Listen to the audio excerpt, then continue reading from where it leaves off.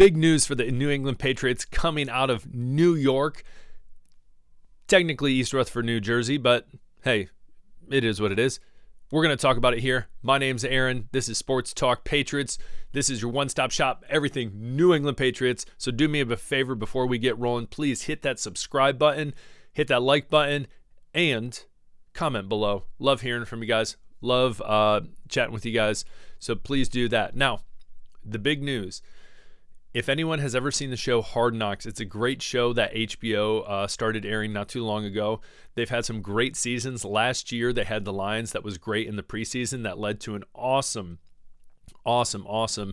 season. Obviously, Hard Knocks wasn't the reason, but you kind of got to see the catalyst going into that season right there. It was fun to watch.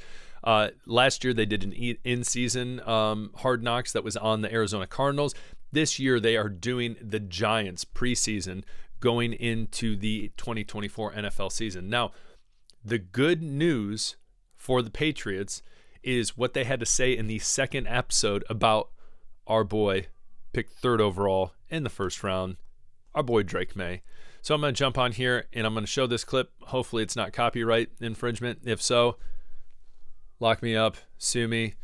HBO is going to come find me, and the NFL. Lord knows they don't want their stuff copied or reproduced. Come get me, NFL. Never mind. So we're going to watch this video real quick. Hopefully the volume's working, but it's a great video. Gundolphin right. Gundolphin right, 72, Tundra, float, H angle. Gundolphin right, 72, Tundra, float, H angle.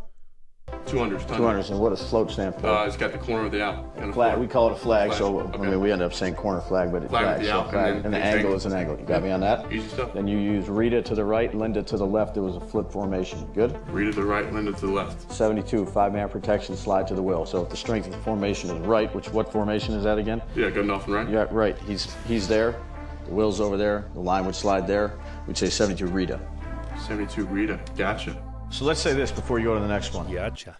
Gundolphin right. Gundolphin right, 72. So this video is just an awesome depiction of Drake Maye's knowledge, how he understands the game, and being able to sit down with Brian Daboll and Joe Schoen and be able to dissect a play, learn from it, show his knowledge off, which was really big. We're going to get to that in a second and what they had to say about him.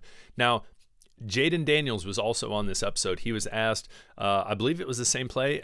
They might have switched it up a little bit. I don't necessarily remember. I didn't go back to look. But in that situation, Daboll asks him multiple questions just like Maye, and he essentially answers like, well, in this situation, I just throw a touchdown, which is kind of like being at church and you're asked a question and you just respond by saying Jesus, and you can't be wrong. So I guess technically it could be, but it's the Sunday school answer.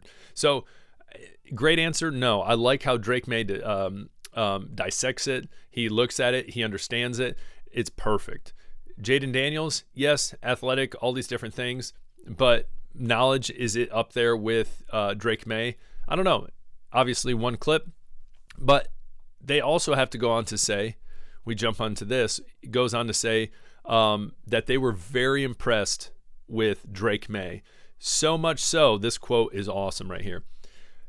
This is Joe Schoen talking to Elliot Wolf. He says, do this for me. If you guys are going to do anything at 3, like move out at all, you don't have to tell me your plans or anything. But if you have any inkling, just call, said Schoen to Wolf.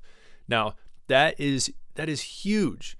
So you look at the New York Giants, New York Football Giants, and they gave this huge contract to Danny Dimes. Did he deserve it? Probably not. But who at the time are you going to go out and find that's better? I don't know. That's a great question. Now, it'd be great for them if they maybe figured some stuff on their own offensive line and stuff for Danny Dimes. And maybe he comes into the season and he balls out. But clearly the Giants saw something in Drake Maye. They liked his intangibles and said, hey, if we have this opportunity to trade up, we're going to trade up. Now, Elliott talks about there was multiple teams that had called to trade up. Now, that could have possibly been for multiple players such as Marvin Harrison Jr., possibly a different quarterback. But when it came down to it, the New England Patriots knew the man they wanted. And I could argue, and I will argue, I think that Drake Maye was when it came to quarterbacks, especially those top three, was a steal at 3. And I say that because I've never been huge on Caleb Williams, and you're like, you're biased, Aaron. Yes, I understand that, but hear me out. Caleb Williams, I don't know if he's going to go into Chicago and be a leader. He has a ton of weapons there. Think if the New England Patriots had the weapons the Bears had, who knows? And having Jacoby Brissett in there, who is a veteran quarterback who has that experience, that would be a pretty solid offense. But I don't know. His demeanor, how he carries himself, I don't know. I'm not a huge fan. Jaden Daniels, taken at number 2 to the Commanders, very athletic, Heisman winning quarterback, played great at LSU. Before that, he was at Arizona State. If you remember with Herm Edwards, fun fact, if you don't know, love college football, so I know way too much. But athletic, has the intangibles. In my opinion, he's a little older, but he could do well. I mean, there's a reason he was chosen number 2, and obviously there's a reason that Caleb Williams was kind of the consensus on every mock draft as number 1. But you look at this video of Drake Maye being able to do this and what the Giants thought about him. The Giants knowing, hey, if we move on from Daniel Jones and we trade up and we pick Drake Maye at number 3, even if we were to drop Daniel Jones, they still owe him a boatload of money. Kind of like the situation with the Broncos and Russell Wilson.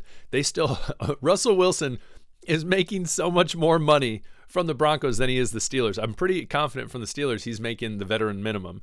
So it's going to be awkward when they play during the season, and Russell Wilson technically is going to, if they win, he's going to be getting paid boatload of money from the Broncos. But anyways, I digress on that.